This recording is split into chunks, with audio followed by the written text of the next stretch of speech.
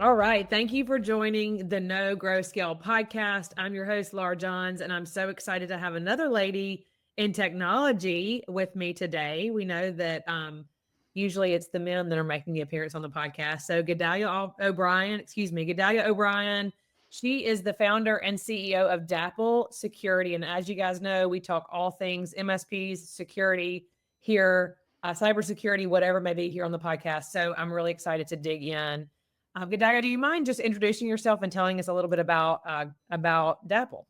Yeah, sure. Thank you so much for having me, Laura. Yeah, so like you said, my name's Gadalia. I'm the CEO and founder of Dapple Security. We are an early stage startup really focused on channel first. And our goal is to get rid of passwords and give employees of businesses of all sizes a really more easy and secure way of logging in.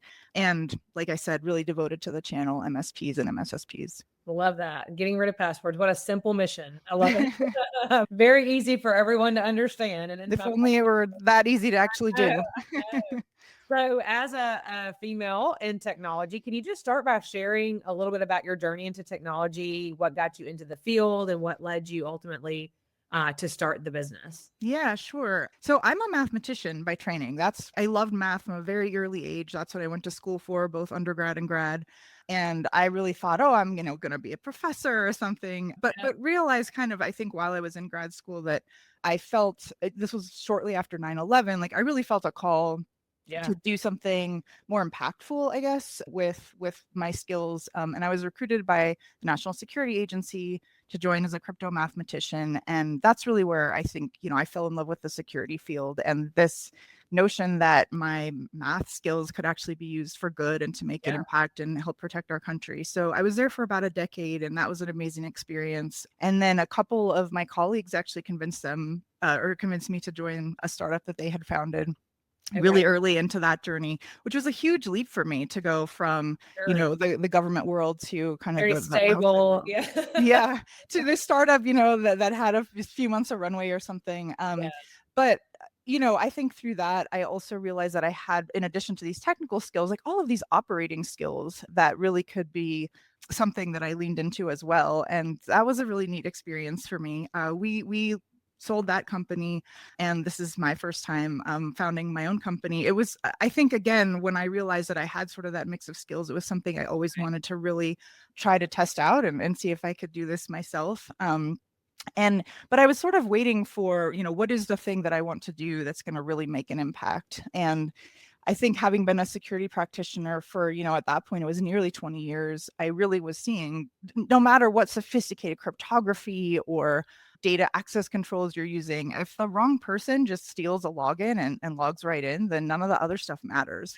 And it's a problem we've all been aware of for a really long time, but we're still struggling to solve. And I think it literally in the middle of the night, one night, I sat up in bed and realized that I had a unique approach I could bring to this that combines some of this fancy math stuff that I'd done in the past, but really could help solve this problem. So I think that was the moment when I said, you know what, it's now or never. Let's try to do this. Well, and I think that once you have, I call it the bug or the passion, or like, hey, there's something that I bring to the table that may otherwise, Yeah.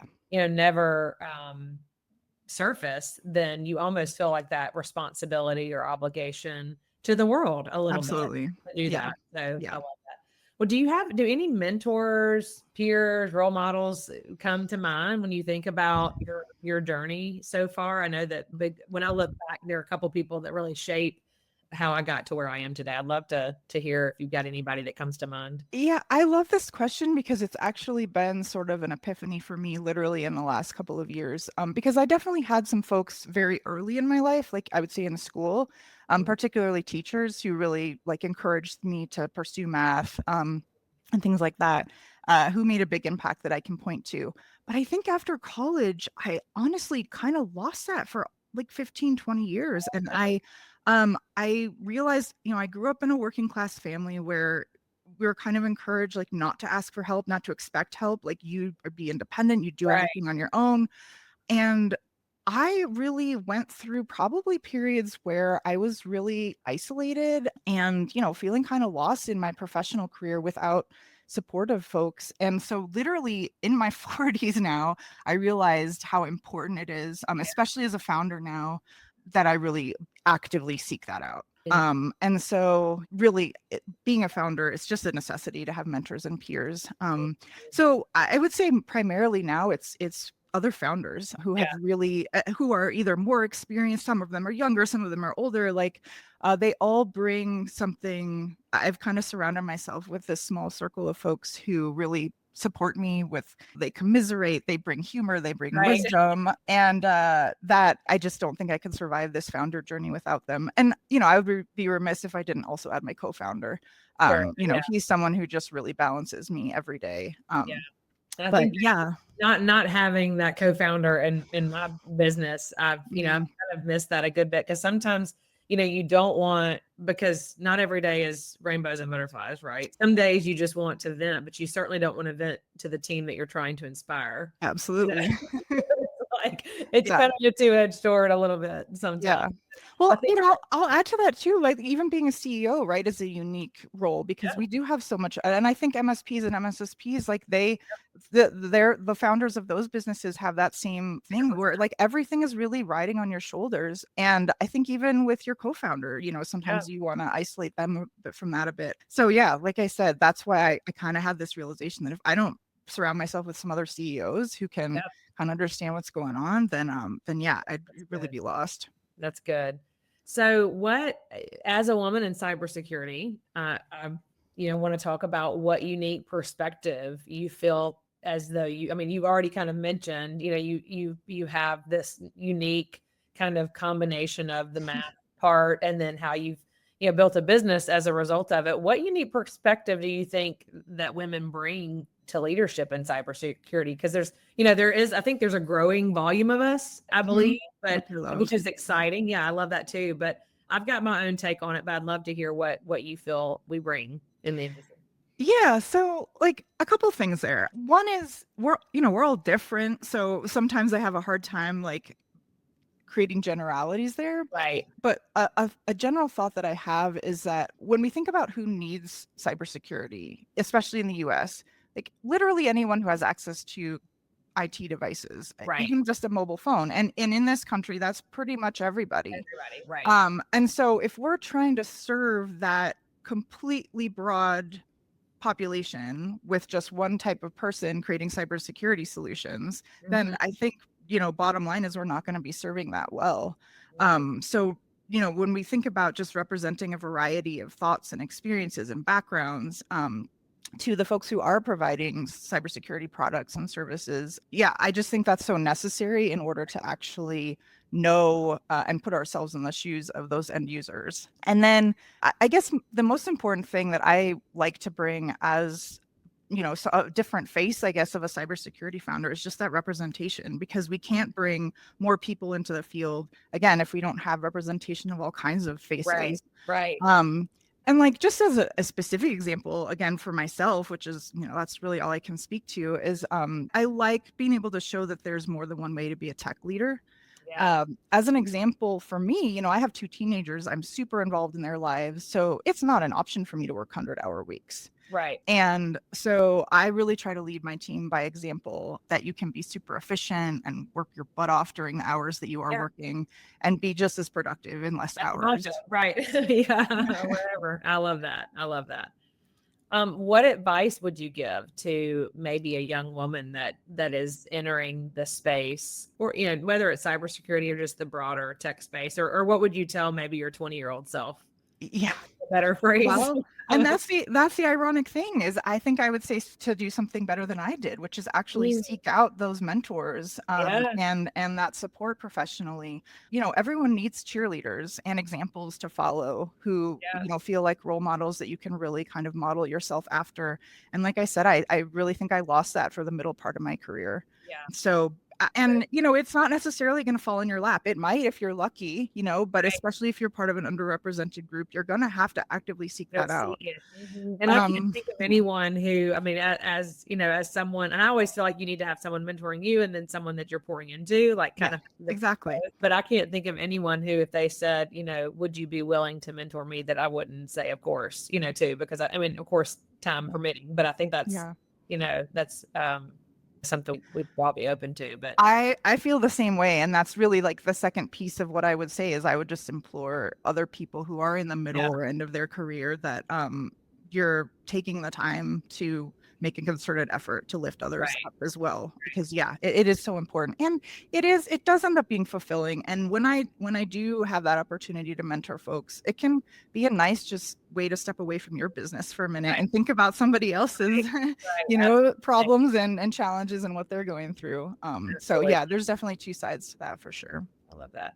So you guys at Dapple have been on a growth trajectory. You've got a lot of irons in the fire, lots of things going on. Can you talk about what's been the biggest driver of your momentum so far and your success? Yes, it's people. Love. For sure. Yeah. And I say this as someone who considers myself an introvert. So Okay. this again, I think was like a really big realization for me. I think when I started the company, I realized, okay, you are going to have to challenge yourself to get out of that introvert shell, and really make an effort to talk to everybody. And that is what I have been doing since I started the company. I spend hours every week just talking to people, Yeah. potential customers, potential investors, potential employees, experts. And on some of those calls, like you said, I'm helping them. On some of them, people are helping me. And it's almost renewed my faith in humanity to just see how much of a give first mindset so many folks have. And it is something I love about the MSP community as well, is I do see a lot of that. And if I look back on kind of the trajectory of our company, all of the VC money we've raised, every hire, every customer have been a product of the investment I've made in just talking to folks. So, I really try to approach that earnestly and genuinely. And yeah, like I said, I'm so grateful for the humans that I meet every week. I love that. That's awesome. So what do you feel like is the differentiator? I know that there are probably, I don't know if there's anyone doing exactly what you're doing, obviously, but there are definitely people in the space. So what sets you guys apart? I think one of the things, honestly, is having a channel first approach. Obviously, there are lots of cybersecurity vendors who are starting to recognize, or who have recognized for a long time, that is a really great place to be. I don't see really anyone else solidly in my kind of lane trying to do that with the channel. So for me, it is really a huge opportunity to take that channel first approach, because yeah, we have this fancy NSA grade math, under the hood, but from day one, I wanted businesses of all sizes to have access to it. And I don't see how you scale that without the channel. And I'm a small business myself, and what we think about every day is just staying alive and running our business and using tools that actually help us and don't get in our way and or don't cost a fortune, hopefully. So I think anyone who meets the Dapple team really just sees how much we truly care and how much of a passion we have for serving SMBs and working with MSPs in the channel. So I would say just like our team interactions and definitely taking that channel first approach has been a differentiator for us through the days. Yes. So what about the next 3 to 5 years? What's the vision? What's going to be happening with you? What can we expect? I know it's like one day at a time, so you can't get yeah, well, but it's the CEO's job, right, to always be looking ahead. That's right. Yeah. So and we are on a very early stage of our journey, but I think like we're really about to see an exciting stage of our growth. And I'm really hoping to see that that's along with our partners, growing along with them. So, when I look at the short to medium, that's what I'm really looking forward to. But then, in addition to just expanding our reach and help keeping more businesses safe, I'm really excited to just continue to expand our product offerings in the future as well. Something I haven't really talked about with our solution is we do incorporate biometrics. And I really think biometrics these days in this modern age are the only way to connect a human identity to a digital identity. But Dapple has a unique approach where we're able to accomplish that without storing the biometric. Even obviously securing logins is a huge use case for that, but also things like preventing wire fraud or distinguishing human actions from AI agent actions. Those are all ways in which biometrics could be really useful. So yeah, things that I see. Big things. That's awesome. Yeah, big things I see our approach being able to address in the future. That's great. So if you pique someone's interest today, we have a good sized audience of MSPs that are listening. Obviously, you help them every day. So how can someone connect with you if they want to learn more about you guys? Of course, your website. Yeah. Dapplesecurity.com, of course. But, hopefully it's clear. I absolutely love talking to folks. Yeah. So please feel free to reach out and connect with me on LinkedIn. My name is unique, so I'm super easy to find. Right. That's one Probably not thing too if you're out there. I would say yeah. probably not too. Yeah. And then info@dapplesecurity.com email. I have an eye on that email inbox. And I'm happy to just, if you have questions or ideas or even just want to nerd out, I'm always happy to chat. I love it. Well, Gadalia, thank you so much for being here today and just talking about all the things that you're doing. I always love interacting with other women in this space, doing great things. And for those listening, thank you for listening to the No Grow Scale podcast. I will make sure that we link all of her links in the show notes, that if you do want to reach out to her, you certainly can look up Dapple Security and get things going with her. So thanks so much, and we'll see you next time. Thank you, Laura.